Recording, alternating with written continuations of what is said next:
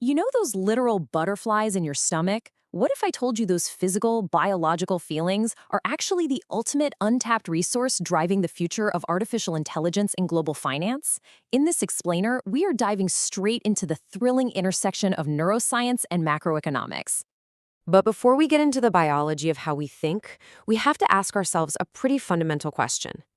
In a world full of rapid technological change, crazy supply chain issues, and volatile markets, what is the single most valuable resource we possess as a society? What actually powers our resilience? Well, the answer is brain capital. And look, this isn't just some corporate buzzword. It's a completely new economic asset class. It integrates our physical brain health with our brain skills, things like adaptability, emotional intelligence, and creativity. It's a concept so powerful, it is literally reshaping how we understand global productivity.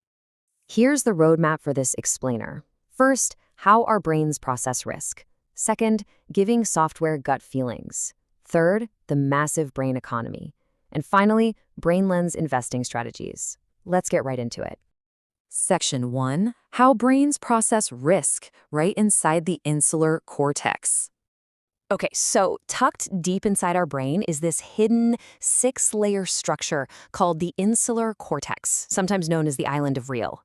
You can kind of think of it as your brain's internal risk management department, just without all the boring spreadsheets. The absolute genius of it is how it takes our raw, primitive survival instincts and translates them into the way we process complex modern uncertainties.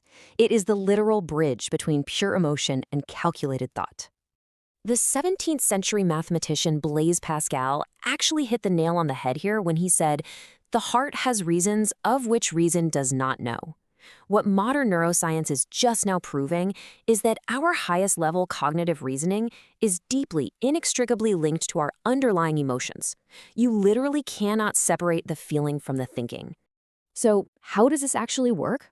Well, it happens across four functional stages of human decision-making. During the evaluation stage, the brain relies on what we call somatic markers. Those are those literal butterflies in your stomach we talked about earlier.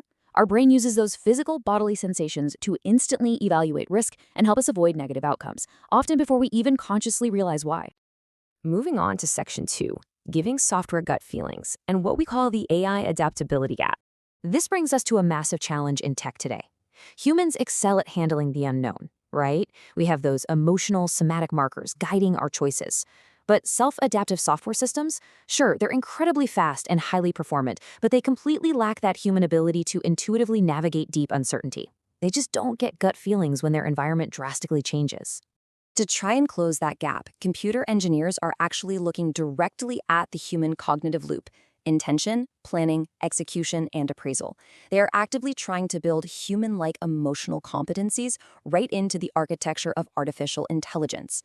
They're literally trying to give code a gut feeling. It sounds exactly like a sci-fi movie pitch, but it's happening in labs right now so machines can adapt the way a human mind naturally would. Section 3, the massive brain economy. Let's look at scaling the mind. Because when you take that unique biological power and scale it across the globe, it unlocks a staggering number: a $26 trillion global economic opportunity. Yes, trillion with a T. Prioritizing human brain health and cognition is turning out to be the ultimate driver of productivity, innovation, and long-term societal resilience. But the thing to understand here is that brain capital isn't just a static asset you're simply born with. It fluctuates dynamically across our entire lifespan. It surges with positive influencers, like supportive early education or physical activity, and it takes a major hit from negative influencers, like childhood trauma, neurotoxic exposure, or severe stress. And Wall Street is definitely catching on to this lifespan dynamic. Forward-thinking investors are pouring billions into these exact segments. We are talking about a $249 billion market for early childhood cognitive development, an $87 billion market for youth mental health platforms, and a $67 billion market for late-life neurodegenerative disease prevention. But here is the devastating flip side: the cost of inaction.